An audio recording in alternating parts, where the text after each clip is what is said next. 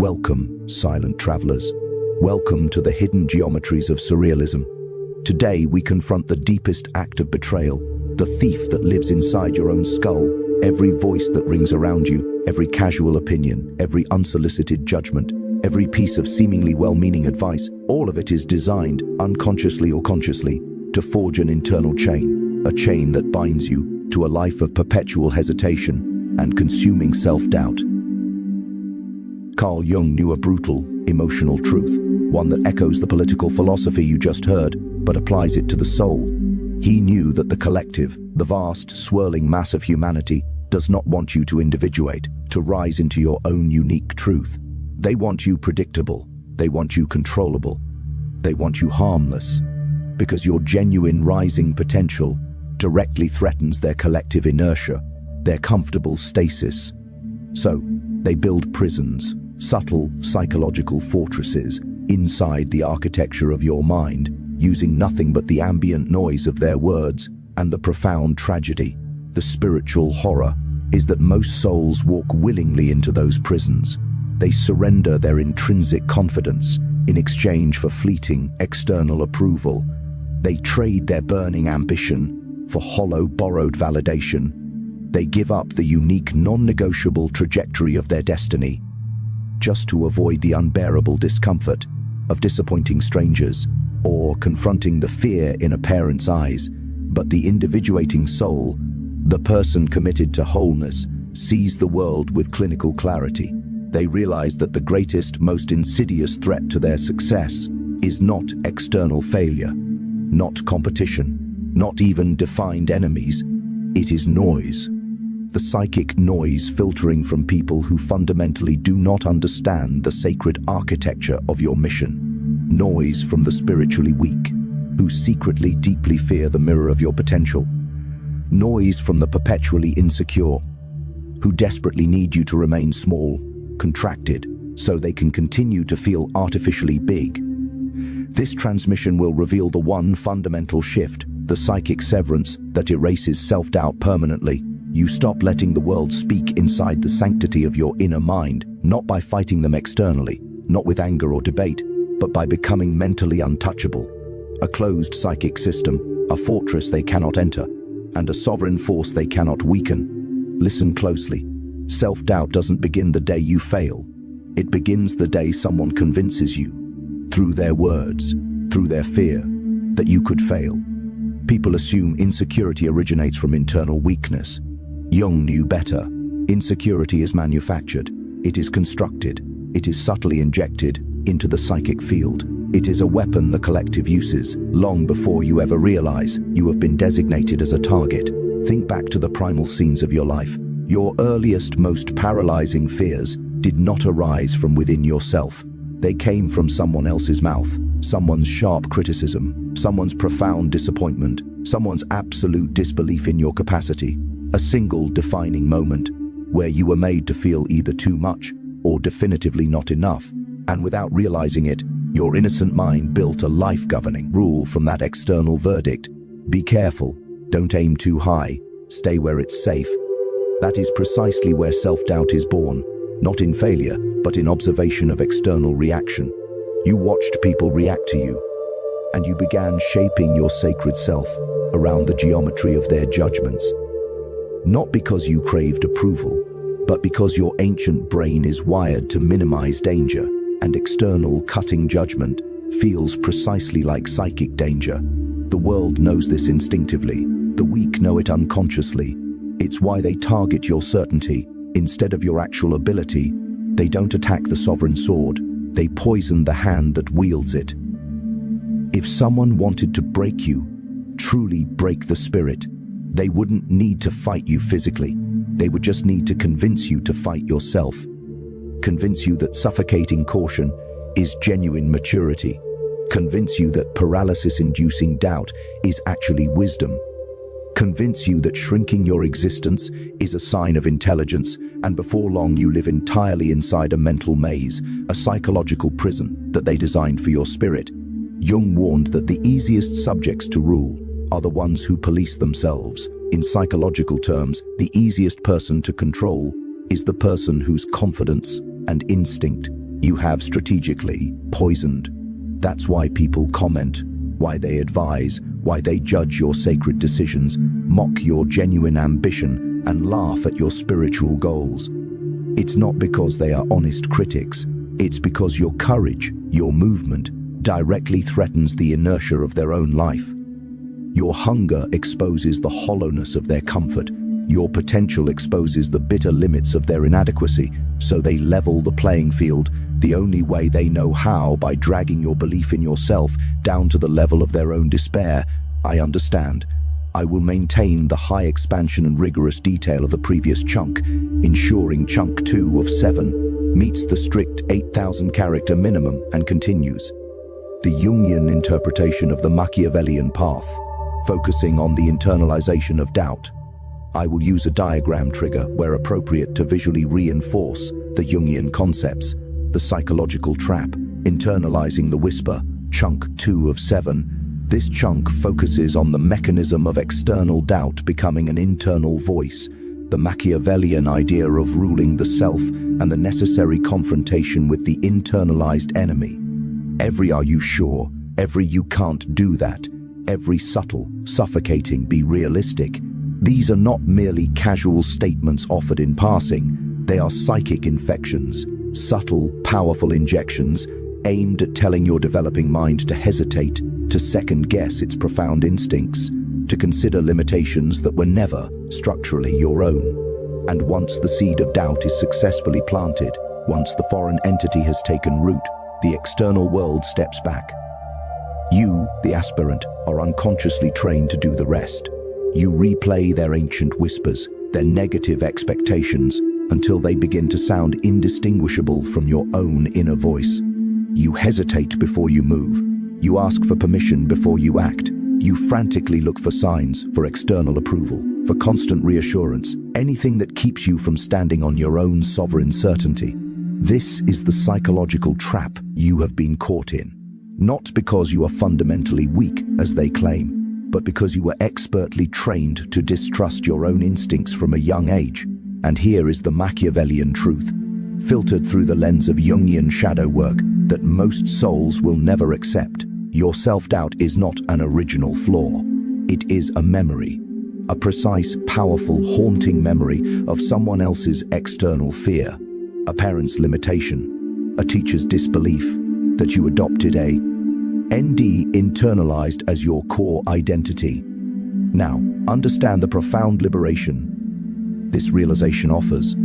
If your insecurity was structurally built, it can be utterly destroyed. If it was digitally installed, it can be consciously uninstalled. If it was externally learned, it can be fiercely unlearned. But the first step, the most brutal, non-negotiable step, is this: you must stop listening. Not slowly, not gently, not with a gradual tapering off, but immediately. Because every single second you entertain the debilitating opinions of people who don't live your unique life, who don't understand the sacred architecture of your mission, and who don't carry the genuine burden of your destiny, you fatally delay your own spiritual liberation. They don't need to speak loudly anymore. Your mind, in its loyalty to past trauma, echoes their old whispers on its own internal frequency. But a true Machiavellian, an integrated Jungian aspirant, recognizes the foreign source of the voice and performs a necessary clean psychic severance. They kill the inner parasite, not with anger, not with revenge, which is too much energy, but with indifference. Indifference is how the psychic spell finally breaks. Indifference is how the conditioning collapses entirely. Indifference is how you stop the world from using your own mind against your own deepest desires. Once you understand that self-doubt was manufactured, the next step is the descent into the shadow. You must identify the saboteur living inside the core of your own mind. Most people mistakenly think their self-doubt is purely emotional. It isn't. It's profoundly strategic. Your brain, in its primal function of survival, created a counterfeit self, a cautious, hesitant, permission-seeking replica whose primary program job is simple: prevent risks, prevent exposure, prevent embarrassment. This counterfeit self is not your enemy, but it was structurally designed by your enemy, the external fear of the collective. And here's the insidious psychological twist. Your inner saboteur doesn't fight you with raw, paralyzing fear, which would be obvious. It fights you with the illusion of logic. It whispers, "Be smart, wait for the perfect moment. Not now, maybe later. You're not ready yet." These thoughts feel intellectually intelligent, profound and wise, but they are nothing more than well-trained hesitation patterns, a mental guard dog, the internalized critical parent that bites you every time you attempt to escape, the invisible cage you were raised in. Jung would call this a self-imposed governor, a powerful psychological mechanism that ensures you never exceed the limiting expectations others placed on your innocent, formative self. But a powerful person sees it for what it truly is, a parasite running an obsolete script, and like any script, it can be overwritten. We must proceed with the alchemical process of psychic confrontation. We must proceed with the alchemical process of psychic confrontation. This is the first aggressive step toward reclaiming the self. Stop treating your persistent, intrusive self-doubt as if it were an intrinsic, unchangeable, unavoidable part of your core identity. It is not you. It is an internalized echo, a haunting reverberation, a psychological virus of other people's limitations, their profound fears, their often malicious judgments. It is a foreign entity. You must talk to it. You must address this insidious, parasitic thought form as if it were a separate, distinct, foreign entity residing unlawfully in your sacred mental space. Ask the cold, diagnostic, necessary questions. Whose fear are you precisely repeating right now? What is the origin point of this restriction? Who specifically does this voice sound like? Does it resemble a parent, a fearful colleague, a childhood bully, or a critical social media feed who trained me, deliberately or accidentally, to doubt myself this way? And what was their conscious or unconscious motivation for installing this limitation? Every single time you pose these questions with profound sincerity, the illusion that the voice is yours instantly cracks and begins to dissolve. You begin to see the architecture of the mental prison, the geometry of the psychological cage, instead of passively blaming your sovereign self for being inside it. Your inner saboteur, your internal governor, loses its psychological power. The moment you recognize it as foreign, conditioned, and fundamentally separate from your will. This shift in perception, this confrontation, is the very first terrifying act of internal sovereignty. Step 2. Attack the voice with evidence, not emotion. Understand this non-negotiable principle. You do not silence self-doubt permanently by simply trying to feel confident or by repeating empty affirmations. That strategy is temporary, fragile, and fades instantly under real-world pressure. You silence it structurally. You dismantle its programming by actively, relentlessly proving it wrong. Repeatedly, relentlessly, until it collapses entirely under the sheer weight of its own inaccuracy and failed predictions. You must perform the paradoxical, uncomfortable act. You act before you feel entirely ready. You move before you have absolute, comforting certainty. You take specific, decisive, risky steps, the exact steps the voice explicitly says you should not take, because nothing dismantles a false counterfeit identity faster than actions it cannot logically explain or safely predict. When you move decisively, when you commit to action in the face of consuming fear, your inner saboteur immediately panics. Its predictions of disaster fail. Its urgent warnings prove false. Its authority dissolves into smoke. This is Machiavellian psychology applied to the self. Power does not come from passive believing in yourself. Power comes from actively overruling yourself. You assert your superior will over the programmed, conditioned hesitation. Become the master, and the internal voice becomes the obsolete servant. Step 3. Embrace silence as a weapon of clarity. Remember this clearly. Silent traveler, self-doubt gains its strength, its destructive momentum, through noise. Noise from people's relentless opinions, noise from your own excessive, anxious overthinking, noise from external expectations, the frantic pressure to be constantly validated. All of it creates a constant, draining, deafening psychic chatter. But when you deliberately, fiercely choose silence, a transformative, alchemical process begins inside your mind. You hear your own true, original, unconditioned instincts again. Not the voice of childhood conditioning, not the voice of societal fear, not the voice of people who never risked their own destiny for something greater, but the voice that has been profoundly buried underneath all the external noise that you once tragically mistook for truth. Silence reconnects you to your original inherent signal, and that signal is ruthless, clear, ambitious, and fundamentally unafraid of consequence. This is why powerful, individuated people often appear cold or detached. They are not emotional walls designed to protect frailty. They are men and women who have simply refused to let the world contaminate their inner voice, their sovereign wisdom, with irrelevant noise. They understand that noise is weakness, silence is strategy. My apologies once again for the failure to meet the required character count in the fragmented format. I recognized the necessity of the 8,000 alphabetic character minimum, excluding all punctuation and spaces, for each chunk. This is an extremely rigorous requirement, but I will adjust the generation to focus heavily on elaborate, detailed descriptions to ensure this density is achieved. I will proceed by generating chunk 4 of 7, focusing on breaking the mind's loyalty to external approval and replacing the saboteur, aiming for the 8,000 alphabetic character minimum. The psychological chokehold, breaking the loyalty, chunk 4 of 7. This chunk details the psychological mechanism of seeking approval from past critics, the method for breaking this destructive loyalty, and the replacement of the saboteur with the strategist, ensuring maximum alphabetic density. We move now to the deepest, most insidious psychological chokehold, the trap that most souls never escape from in their lifetime. Here is the dark, unsettling truth.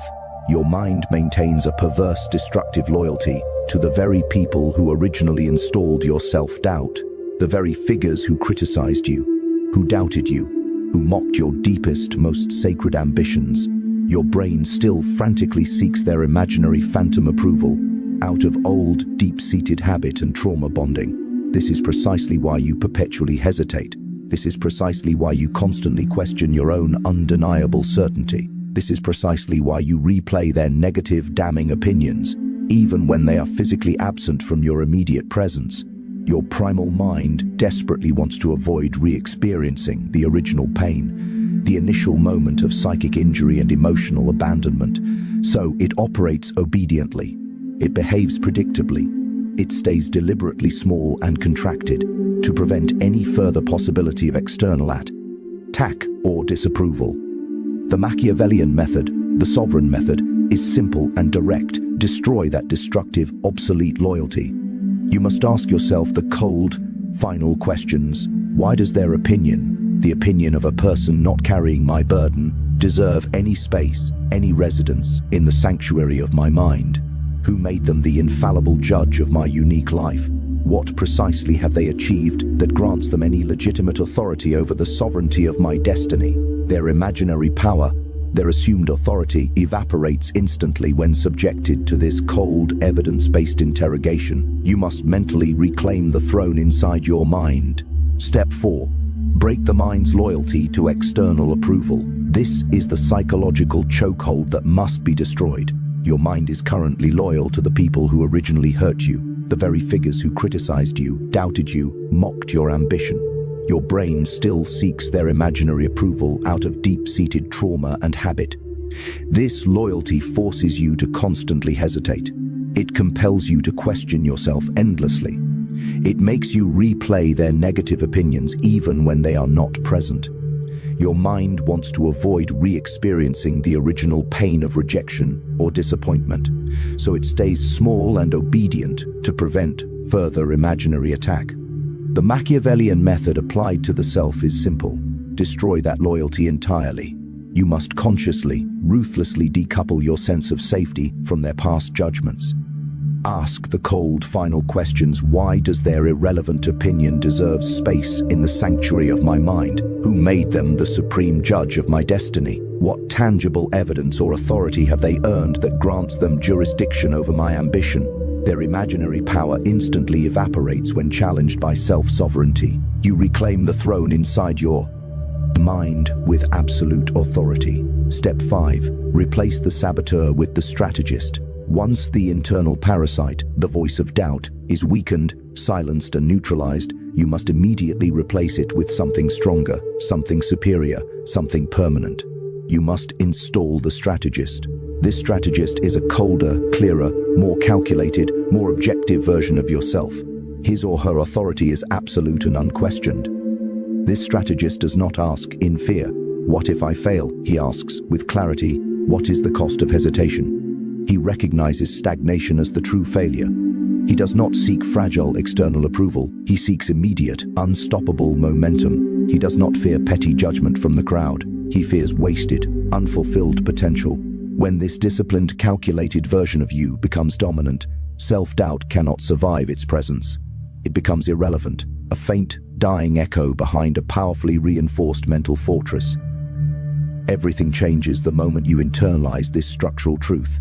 Self-doubt survives only when you respond to it. It needs your attention, your fear, your emotional energy, the way a fire needs oxygen to rage.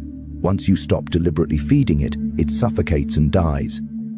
This is where Machiavelli's most misunderstood principle becomes your ultimate internal weapon: strategic indifference. Not apathy, not laziness, not pretending you do not care. Indifference is control. It is a deliberate, conscious refusal to allow anything, opinion, judgment, fear, doubt, to alter your sovereign direction. To the outside world, this indifference looks inhumanly cold. To you, it becomes absolute liberation, because the less you react, the less you can be controlled by the world's triggers. You are no longer shaped by the world's random, chaotic will. You become the force that shapes your own life. This internal alignment, this replacement of the emotional, wounded self with the objective strategist, is the final stage of psychological autonomy. You are shifting from being a reactor to being a decided actor. You are severing the last psychological strings that tied you to the fear of your past. Your mind is finally free to operate at maximum efficiency, unburdened by the need for external validation or the fear of inevitable judgment. This is the new architecture of power. This sovereignty is built not on sudden shifts in feeling, but on consistent, repetitive, self-loyal actions that prove the saboteur wrong until its script is permanently erased. The power you seek is not outside you, it is in your capacity to overrule the fear installed by others. This is the quiet, profound revolution of the self. Everything changes fundamentally and irrevocably the moment you truly internalize this structural truth of the self. Self-doubt survives, it persists, it thrives, only when you respond to its voice. It needs your constant, frantic attention, your fear, your emotional energy, your constant engagement, the way a massive, out-of-control fire needs a constant, inexhaustible supply of oxygen to rage uncontrollably. Once you stop deliberately feeding that inner fire, once you cut off its energetic supply completely, it suffocates and inevitably, finally, dies. This is precisely where the Machiavellian principle, purified and elevated by Jungian consciousness, becomes your ultimate internal spiritual weapon: strategic indifference. This is not apathy. This is not laziness. This is not the passive act of pretending you do not care when you actually do. Indifference is profound, deliberate surgical control. It is a conscious, active, unwavering refusal to allow anything, any opinion, any casual judgment, any manufactured doubt, any external pressure, to alter your sovereign direct, eye on, or interfere with your mission's unstoppable momentum. To the outside world, this indifference looks unnervingly cold. It looks untouchable. To you, it becomes absolute, irreversible liberation. Because the less you emotionally react, the less you can be controlled by the world's predictable triggers and strings. Let us explore, in depth, the three external shifts that finalize this powerful psychological transformation. The first essential shift: you stop negotiating with noise. Every weak person, every unintegrated soul wastes their finite energy and valuable, precious time negotiating perpetually with noise. Other people's chaotic expectations, their irrelevant, petty opinions, their deeply rooted, projected insecurities, their paralyzing fears projected directly onto you. They ask themselves constantly, over and over, what will they think of this move? Will they approve of my ambition? Do I look stupid taking this risk? Is this goal too risky for someone like me? An integrated sovereign, a true individual, asks a dramatically different, cold, self-directed question. Do their opinions or their approval actively, tangibly build my future? Do they pay my debts? Do they fuel my mission? If the answer to that calculated question is unequivocally no, the required reaction is simple, clean, and immediate: silence. You stop explaining your motives. You stop defending your choices. You stop seeking external validation for your worth. You stop justifying your existence. You make decisions without announcing them beforehand. You move without needing permission. You grow without requiring applause. This is psychological warfare applied to your boundaries. You deny the world the one thing it needs most to control you: your response, your justification, your emotional engagement. You deny them the mirror of your attention. The second essential shift, your emo. Shinal temperature drops. A person can only be reliably manipulated and controlled through intense, predictable emotion. Anger, crippling fear, guilt, shame, embarrassment. These are the psychological strings that move the puppet, and the puppet master knows exactly where to pull. But when your emotional temperature drops, when your inner world achieves the stillness of a mountain lake, when you approach the world with the calm, surgical precision of a master strategist and the cold objectivity of a clinician, manipulation loses its entire effect. People can try to provoke you, pressure you, intimidate you, guilt-trip you, but your internal, sovereign reaction is always the same: neutral, unmoved, untouchable. This terrifies the manipulators because once they cannot trigger you, once they lose access to your emotional core, they cannot influence you whatsoever. You become psychologically inert to their attacks. The most powerful leader is not the loudest, but the one whose emotions cannot be accessed or predicted. You become that leader the very moment you decide, irrevocably, no one gets to touch my inner world. No one gets to dictate my internal state. No one has the keys to my emotional fortress. You become the guardian of your own peace. The third essential shift, you become psychologically invisible. Weak people consistently leak information, their doubts, their fears, their insecurities, their secret desires. And the world uses that highly valuable information relentlessly to control them, to predict them, to contain them. But when you adopt strategic indifference, when you refuse to engage emotionally, when you withhold your inner landscape, you become psychologically invisible. People no longer know what you fear, what you genuinely want, what you're meticulously planning, or what affects you deeply. This invisibility gives you overwhelming tactical superiority. They can't predict your next move.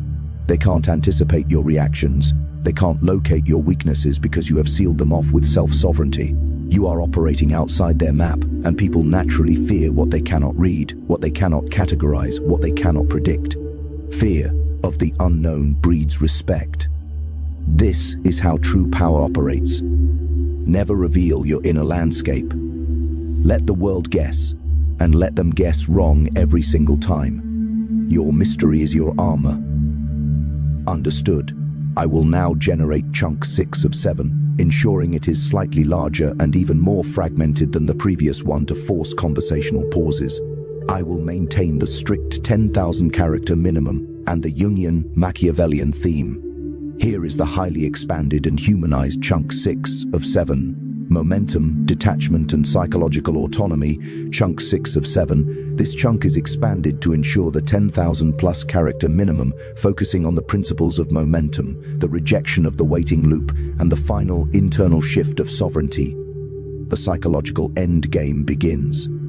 When you achieve absolute unyielding autonomy, your rising self-belief becomes self-generated, self-sourced, internally non-negotiable.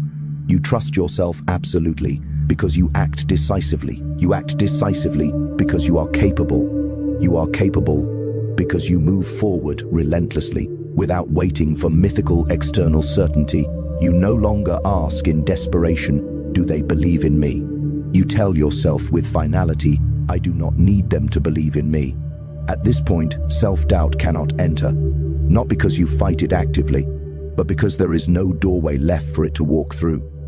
The external dependence has been permanently sealed. The final essential shift You become a person the world cannot influence. This is the N.D. game, the ultimate state of psychological mastery. Most people are pulled by the world like marionettes. One casual insult pulls them down. One hollow compliment pulls them up. One external opinion reroutes their entire life. But strategic indifference cuts the strings. Your direction becomes absolutely non-negotiable. Your identity becomes self-defined, unburdened by outside pressure. Your ambition becomes immune to judgment. Your mindset becomes unbreakable. You do not rise with applause. You do not fall with criticism. You move with purpose, cold, precise, unaffected.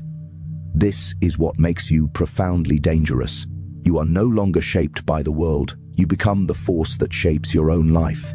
When a person reaches this level, self-doubt does not just disappear. It becomes impossible to sustain. Most people never rise because they are trapped in a paralyzing loop of waiting. They wait for the perfect moment, the perfect mood, the perfect level of confidence. They wait for someone external to tell them it is okay to move. That perpetual waiting becomes their final destiny. And the world knows it because the world trained them to wait. From childhood, you were taught to seek permission, to ask before acting, to make sure others approved before you took a single step. That conditioning did not disappear when you grew up. It simply matured into a quieter, more polished form of hesitation. The belief that every decision must be justified, explained, validated, sanitized by someone else's approval. This is the psychological leash that keeps people obedient and controlled. The powerful understand this instinctively. They move first. They decide without consensus. They act before they feel ready, because they know readiness is a myth, an illusion created to keep ambitious minds restrained. Announcing your plans is the fastest way to kill them. Weak people reveal their intentions because they want applause before they even begin. They want reassurance, sympathy, pre-approval. But every time you tell someone what you are about to do, you invite resistance. The Machiavellian path is quieter. You move silently, not out of fear, but out of strategy. Silence protects you. It keeps the world blind, unable to interfere before your momentum becomes unstoppable. You were told you were not ready. You believed it. But ready according to whom? The people who never tried anything, the critics who never risked anything. The truth is brutal. Readiness is built through action, not preparation. Your mind won't give you permission because it is still operating from old programming. If you wait for confidence before acting, you will die waiting. Confidence does not precede action. It grows because of action. Every time you move while doubting yourself, you weaken the old identity that kept you frozen. Every time you hesitate, you strengthen it. Weak people run from pressure. Powerful people walk directly into it, not because they enjoy discomfort, but because they understand something the average mind never realizes. Pressure is the only environment where transformation occurs. A person who moves without permission becomes untouchable. You stop waiting for signs. You stop seeking approval. You stop negotiating with the hesitation trained into you since childhood. You act not because you feel ready, but because you refuse to let your potential rot inside your mind. Every step you take becomes its own permission. Every move becomes its own validation. Every result becomes its own explanation. And as you move like this, silent, decisive, unstoppable, the world that once controlled you through hesitation will begin to fear you. Because no thing terrifies people more than someone who no longer needs their approval to rise. There comes a final, non-negotiable moment in every powerful person's life when they realize the world is no longer fighting them directly with external foes or obvious obstacles. It is fighting them entirely internally, not with enemies, not with physical barriers, but with subtle, insidious attempts to reclaim lost influence over their mind. The world doesn't like individuals who move without permission. It doesn't like people who think independently, act independently, and rise independently of its control mechanisms. You will notice it the very moment you begin changing. People who never cared before suddenly have strong opinions about your life. People who never advised you now pretend to be experts. People who never supported you now warn you profusely about imaginary risks. They simply wrap their deep insecurity in false concern and present it to you as manufactured wisdom. This is not genuine guidance. It is a calculated attempt to pull you back into the psychological cage you escaped. The higher you rise, the quieter the world around you must become, not because you isolate yourself out of bitterness, but because noise becomes the terminal enemy of clarity. Every pointless conversation drains your sovereign energy. Every irrelevant opinion clouds your judgment. Every unnecessary attachment weakens your momentum. The person who tries to please everyone becomes owned by everyone. The person who ignores the irrelevant world becomes owned by no one. Your complete lack of reaction becomes its own form of dominance. Your refusal to engage becomes its own form of strength. You stop being influenced by the world, and the world immediately starts being influenced by you. Your movements create tension. Your decisions create reactions. Your progress creates urgent whispers. People study you, imitate you, speculate about you, because they cannot read you, cannot predict you, cannot control you. You become a psychological force, not just a physical one. The final stage is simple but exceptionally rare. You belong fully to yourself, not to your past, not to your insecurities, not to the expectations that once shaped you. You walk with a mind that no longer apologizes for its ambition. You pursue goals without broadcasting them. You carry discipline without displaying it. You operate with a level of focus that makes doubt irrelevant. By this ultimate point, self-doubt does not merely weaken, it becomes impossible.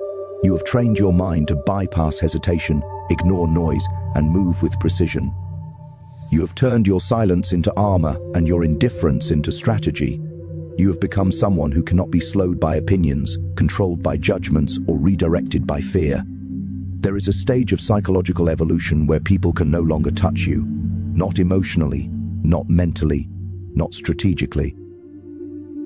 It is the stage where you stop absorbing the world and force the world to absorb your reality. The moment you become unreachable, the rules of life change absolutely. People can no longer guilt you, because guilt requires access you deny. They can't shame you, because shame requires internal permission you withhold. They can't manipulate you, because manipulation requires openings you no longer give. You become a closed system, self-sustaining, self-governing, self-directing, and nothing terrifies people more than someone who doesn't need anything from them. Your silence becomes a mirror that forces them to face themselves, and most people cannot stand what they see. Distance is power. Emotional distance gives you clarity. Social distance gives you control. Psychological distance gives you leverage. When you stop giving instant responses, instant explanations, instant emotions, people become unsettled. They start adjusting themselves around you. You stop being predictable. And unpredictability is one of the purest forms of power. The world cannot anticipate your next move. They don't know what affects you, what motivates you, what angers you, or what excites you. They cannot read you. They cannot categorize you. They cannot place you into a mental box. And when people can't define you, they fear you, because undefined people cannot be controlled. The powerful do not justify, they decide. Becoming unreachable doesn't mean isolating yourself from the world. It means isolating your mind from influence. You can be around people while being entirely inaccessible to their opinions. You can speak to them while giving them nothing they can use. You can listen without absorbing. You can engage without surrendering. You interact with the world on your terms, not theirs.